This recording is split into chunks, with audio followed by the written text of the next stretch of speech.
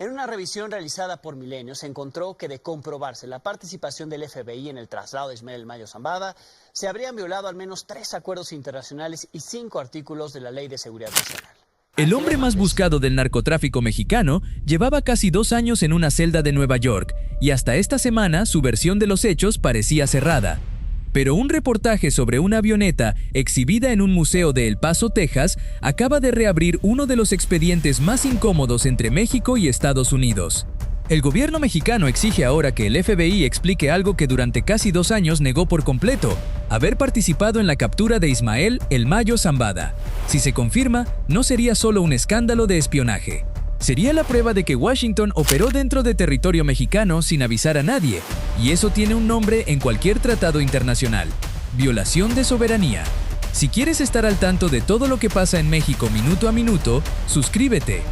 Vamos a los hechos, porque aquí hay fechas, documentos y una frase que ya se volvió viral en Palacio Nacional: alguien mintió.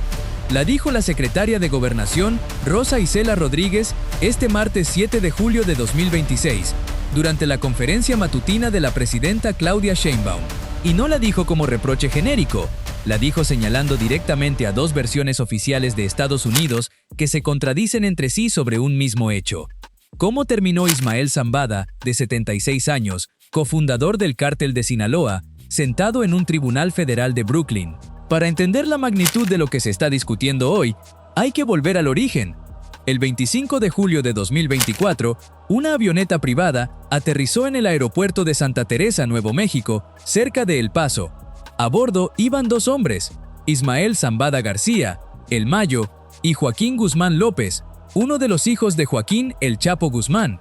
Minutos después, agentes estadounidenses los detuvieron a ambos. Fue, en ese momento, la mayor captura del narcotráfico mexicano desde la detención de El Chapo en 2016. Pero lo que no cuadraba desde el primer día era cómo habían llegado hasta ahí.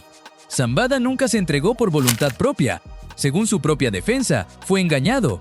La historia que su abogado Frank Pérez ha reconstruido ante la Corte de Nueva York describe una cita concertada en una finca llamada Huertos del Pedregal, en las afueras de Culiacán. Ahí, Joaquín Guzmán López lo convenció de subir a una camioneta. De la camioneta pasó a la avioneta, esposado. Y de la avioneta, directo a suelo estadounidense, donde lo esperaban para detenerlo. Es decir, un ahijado entregó a su padrino. Y ese padrino era, según las autoridades de Estados Unidos, uno de los capos más poderosos y esquivos de la historia del narcotráfico moderno. Pero aquí está el problema que México lleva casi 2 años tratando de resolver. ¿Quién orquestó ese engaño? ¿Fue un arreglo exclusivamente entre las 2 facciones rivales del cártel? ¿O hubo una mano estadounidense detrás, operando en territorio mexicano, sin que nadie en el gobierno de México lo supiera? La primera respuesta oficial llegó rápido, y fue tajante. El entonces embajador de Estados Unidos en México, Ken Salazar, salió a los medios a descartar cualquier intervención directa. Sus palabras, ahora citadas una y otra vez en la conferencia de esta semana, fueron estas: no hubo recursos de Estados Unidos en esa operación, no fue un avión de Estados Unidos, no fue un piloto de Estados Unidos, no fueron agentes ni gente estadounidense en México. Según Salazar, todo fue un arreglo entre cárteles, uno se entregó al otro, y Washington simplemente recibió al paquete cuando aterrizó en su territorio. Durante meses, esa fue la versión que quedó grabada en el expediente diplomático. México, por su parte, insistió en que jamás fue informado de nada, ni antes, ni durante, ni después del operativo, y que eso ya representaba un problema serio. Si de verdad fue una operación entre cárteles rivales, ¿por qué Estados Unidos nunca compartió esa información con las autoridades mexicanas antes de que ocurriera? Pero el asunto, en ese punto, seguía siendo una sospecha diplomática sin pruebas concretas. Hasta hace unos días, el 2 de julio de 2026, el medio Pie de Nota publicó un reportaje que cambió el tono de toda la discusión. Según esa investigación, la aeronave que trasladó a Zambada y a Guzmán López, un Beechcraft King Air 200, forma parte hoy de una exhibición pública de aviones de guerra en un museo ubicado en El Paso, Texas. Y ahí, en la ficha descriptiva de esa exposición, el FBI presenta la aeronave como parte de uno de sus propios operativos, no de una entrega espontánea entre criminales, no de un aterrizaje fortuito, de un operativo del FBI.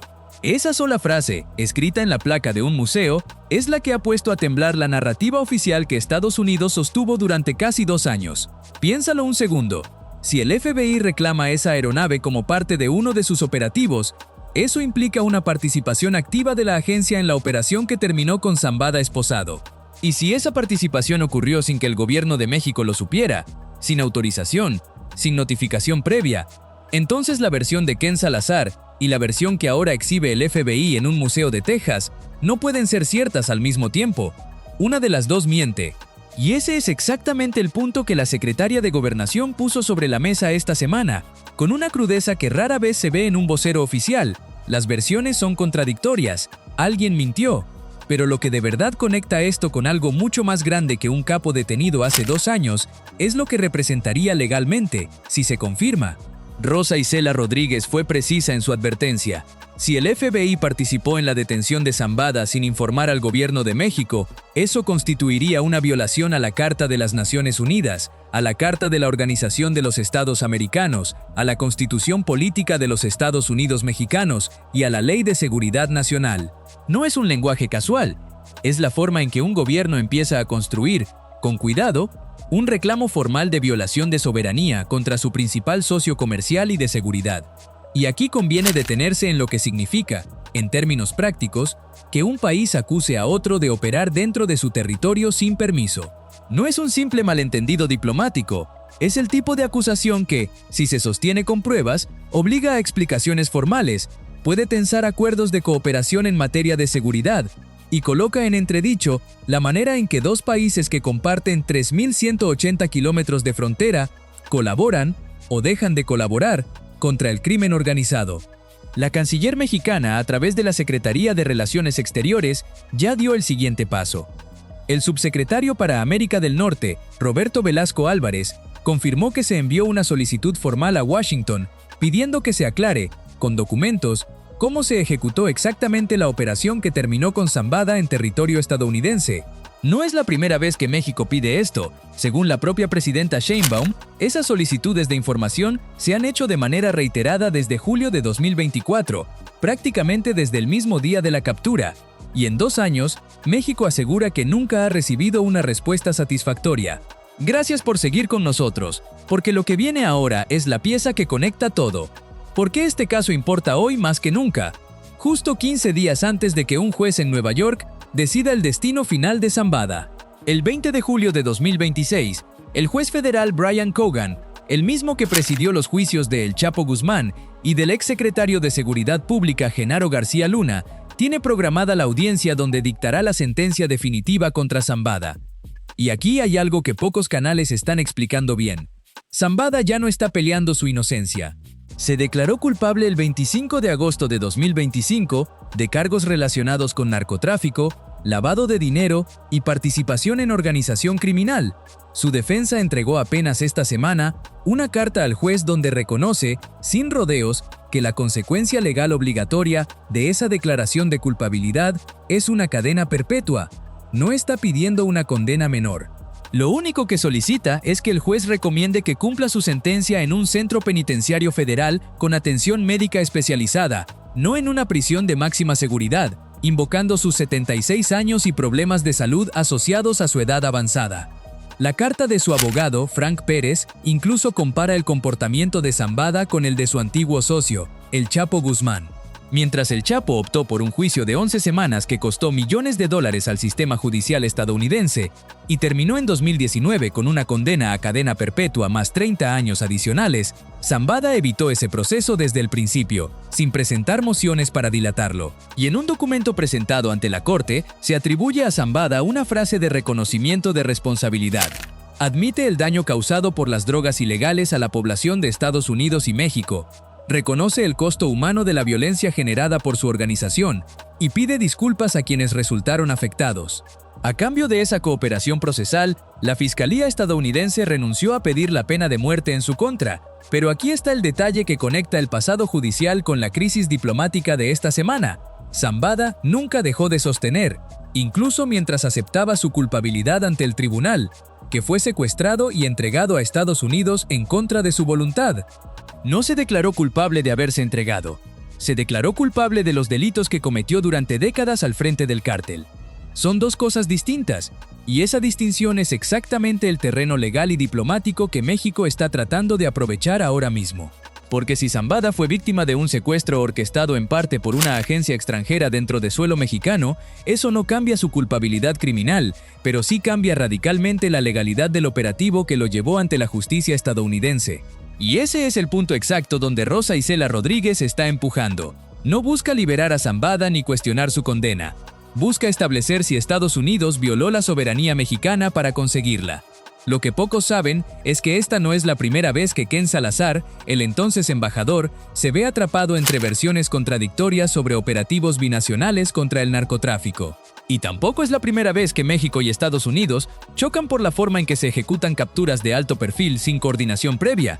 Pero sí es la primera vez que la evidencia de esa posible descoordinación queda expuesta, literalmente, en la placa descriptiva de un museo. La cronología que presentó la Segov esta semana no se detiene en julio de 2024. Retrocede hasta enero de ese mismo año, cuando la embajada estadounidense informó a México, sin consultar previamente, sobre un cambio en la medida cautelar de Ovidio Guzmán López, otro de los hijos de El Chapo, quien había sido detenido en 2023. México considera que esa decisión unilateral ya representaba, en sí misma, una violación al tratado bilateral de extradición vigente entre ambos países. Es decir, el patrón de actuar primero y avisar después, según el reclamo mexicano, no comenzó con la detención de Zambada. Empezó meses antes, con Ovidio. Y aquí se abre otro hilo que muy pocos medios han conectado bien. Ovidio Guzmán López y Joaquín Guzmán López, los dos hermanos, hoy colaboran como testigos cooperantes con la justicia de Estados Unidos. Es decir, los hijos de El Chapo Guzmán, la misma organización que alguna vez lideró Zambada junto a su padre, terminaron ayudando a construir el caso que hoy tiene a El Mayo a 15 días de escuchar su condena a cadena perpetua. Traición dentro de traición, en una organización que llevaba casi 40 años operando bajo el mismo nombre. Pero esto no se queda en tribunales de Nueva York ni en placas de museos en Texas. Tiene una consecuencia directa, sangrienta y medible en territorio mexicano. La captura de Zambada no cerró al cártel de Sinaloa, lo partió en dos. El 9 de septiembre de 2024, apenas meses después de la detención, estalló en Culiacán una guerra interna entre las dos facciones que se disputaban el control de la organización, los Chapitos, liderados por los hijos de El Chapo Guzmán, e Ismael, el Mayito Flaco Zambada, hijo de El Mayo, y cabeza visible de la facción conocida como La Malliza. El primer muerto de esa guerra cayó ese mismo día, Juan Carlos, alias el Comandante Coco, líder del grupo Los Ranas y aliado de los Chapitos, ejecutado en un enfrentamiento con gente de La Malliza. Desde entonces, y hasta la fecha, el conflicto no se ha detenido. Según cifras de la Fiscalía General del Estado de Sinaloa, en el primer año de guerra, del 9 de septiembre de 2024 al mismo día de 2025, se registraron 1.850 homicidios dolosos y más de 1.800 personas desaparecidas. Solo en Culiacán y sus alrededores, 873 de esas desapariciones se concentran en un radio de pocos kilómetros. 46 elementos de seguridad, entre policías municipales, estatales y agentes federales, murieron en ese mismo periodo. 33 de ellos en la propia capital sinaloense. Detente un segundo en esa cifra. 1.850 muertos en un año, en un solo estado, por una guerra que se desató directamente por la manera en que Zambada fue arrancado del poder. Culiacán llegó a ubicarse en el lugar 17 del ranking mundial de ciudades más violentas, según el Consejo Ciudadano para la Seguridad Pública y la Justicia Penal. Y el Índice de Paz México 2025 colocó a Sinaloa en el puesto 22 de las 32 entidades del país, en niveles que los especialistas clasifican como de paz negativa, violencia sostenida combinada con debilidad institucional. Pero lo que de verdad revela la magnitud del quiebre no son solo los homicidios, es cómo cambió la forma de matar. El 29 de junio de 2025, 4 cuerpos decapitados aparecieron colgados en el puente El Seminario, al norte de Culiacán. Junto a ellos, abandonada, una camioneta con otros 16 cadáveres y un mensaje dirigido directamente a Iván Archibaldo Guzmán, uno de los Chapitos. Era la respuesta de La Malliza a un ataque previo de sus rivales. Sinaloa, que durante décadas había evitado los niveles de crueldad extrema que sí se vieron en la guerra entre los Zetas y el Cártel del Golfo en el noreste del país entre 2009 y 2013, empezó a replicar ese mismo patrón: decapitaciones, cuerpos colgados en puentes, mensajes explícitos entre facciones. El 7 de abril de 2025, un grupo armado irrumpió de madrugada en un centro de rehabilitación llamado Shaddai, en la colonia San Miguel de Culiacán. Mataron a 9 personas y secuestraron al dueño del lugar. No eran objetivos militares ni operadores identificados de ninguna de las dos facciones. Eran pacientes en tratamiento por adicciones, atrapados en fuego cruzado de una guerra que no eligieron. El impacto económico también quedó documentado. Según estimaciones de la Coparmex estatal, la violencia generada por esta guerra interna ha dejado pérdidas por 36,000 millones de pesos y la desaparición de más de 35,000 empleos formales. Más de 2,800 negocios han cerrado en Culiacán, entre ellos 75 restaurantes. La vida nocturna, que alguna vez fue parte de la identidad cultural de la ciudad, sigue prácticamente paralizada casi 2 años después de que comenzó el conflicto. Y aquí hay un dato que conecta directamente con las plataformas donde tú probablemente estás viendo este video ahora mismo. Al menos 6 creadores de contenido, músicos e influencers murieron asesinados tras ser señalados en volantes repartidos por Culiacán, acusados de colaborar con los Chapitos. Entre ellos Camilo Ochoa, asesinado en agosto de 2025 en el estado de Morelos, y Gail Castro, hermano del influencer conocido como Marquitos Toys, ejecutado en Ensenada. La guerra por el control del cártel más grande de México saltó de los enfrentamientos armados a las redes sociales, convirtiendo publicaciones y videos en sentencias de muerte. El gobierno federal ha respondido con uno de los despliegues de seguridad más grandes de los últimos años en un solo estado: más de 14,000 elementos entre el Ejército, la Guardia Nacional, la Marina y Fuerzas Especiales, incluyendo unidades blindadas Ocelot y fusileros paracaidistas. El secretario de Seguridad y Protección Ciudadana, Omar García Harfuch, ha encabezado directamente varios de los operativos más relevantes en la zona. En un año de despliegue, las autoridades reportan la detención de 1,615 personas por delitos de alto impacto, el aseguramiento de más de 3,000 armas de fuego, 64 toneladas de droga y el desmantelamiento de 105 laboratorios de metanfetaminas. Pero ni ese despliegue masivo ha logrado que ninguna de las dos facciones imponga su dominio de forma definitiva. Ahí está la paradoja que México enfrenta hoy. El mismo operativo que Estados Unidos presenta como una victoria contra el narcoterrorismo desató, del otro lado de la frontera, casi 2 años de violencia descontrolada, miles de desaparecidos y un estado entero viviendo bajo la sombra de una guerra que nadie ha podido detener. Y ahora, además, resulta que ese operativo podría haberse ejecutado violando la soberanía del propio país que carga con todas esas consecuencias. Pero lo que de verdad convierte este caso en algo explosivo a nivel político no se queda en el terreno diplomático. Se metió también en la política interna mexicana. Legisladores de Morena, el partido en el poder, salieron esta semana a respaldar públicamente la exigencia de la presidenta Sheinbaum. El gobernador de Michoacán, Alfredo Ramírez Bedoya, declaró que Estados Unidos debe aclarar si elementos del FBI participaron en la captura y remarcó que corresponde ahora al gobierno estadounidense dar esas explicaciones. Ariadna Montiel, presidenta nacional de Morena, fue más allá. Exigió que Washington entregue verdad y justicia sobre el operativo e insistió en que cualquier esquema de cooperación bilateral en seguridad debe respetar de manera estricta la soberanía mexicana. Pero no todas las voces dentro del debate apuntan en la misma dirección. Legisladores de oposición, panistas entre ellos, cuestionaron la postura del gobierno desde otro ángulo. Acusaron que la preocupación de la presidenta por la forma en que se llevaron a Zambada contrasta con lo que consideran una atención insuficiente hacia las decenas de miles de desapariciones forzadas que enfrenta el país.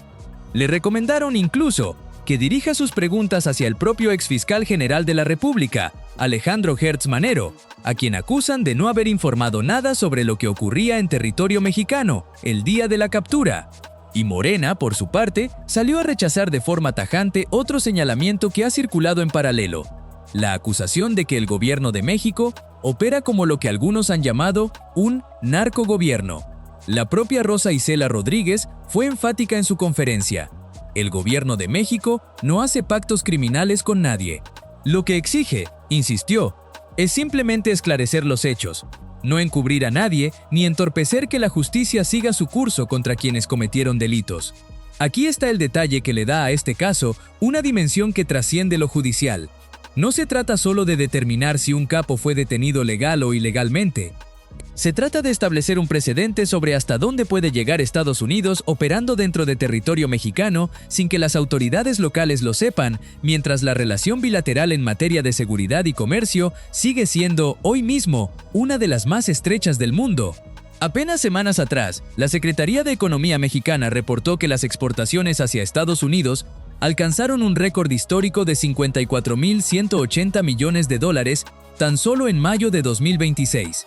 Es decir, México y Estados Unidos dependen entre sí económicamente como pocos países en el planeta, al mismo tiempo que libran esta disputa sobre soberanía y operativos encubiertos.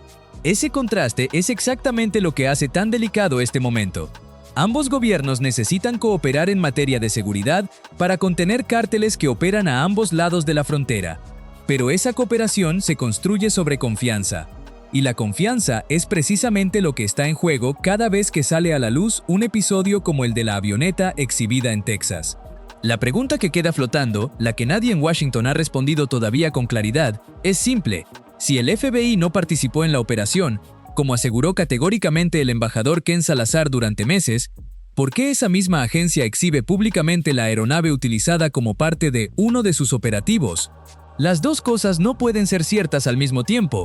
Y mientras esa contradicción no se resuelva, seguirá alimentando la desconfianza entre dos gobiernos que, en el papel, se presentan como aliados estratégicos contra el crimen organizado.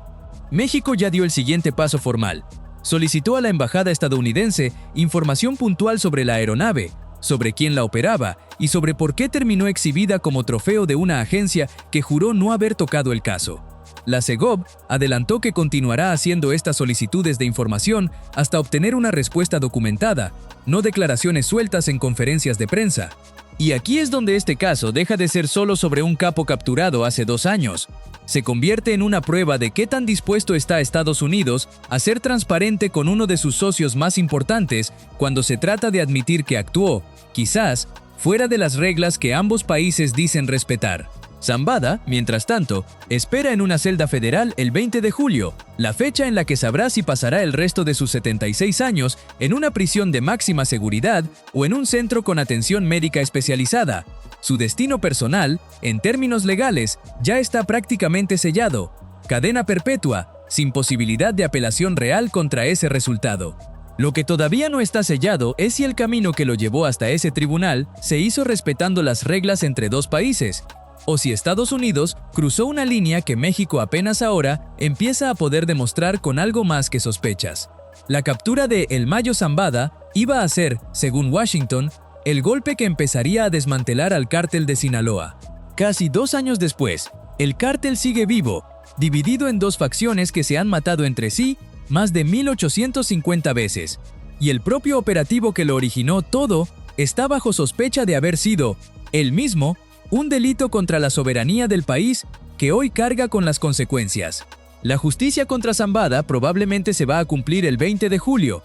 Lo que aún nadie sabe es si, junto a esa sentencia, también se va a cumplir la exigencia de México de que alguien, finalmente, diga la verdad completa sobre cómo lo atraparon.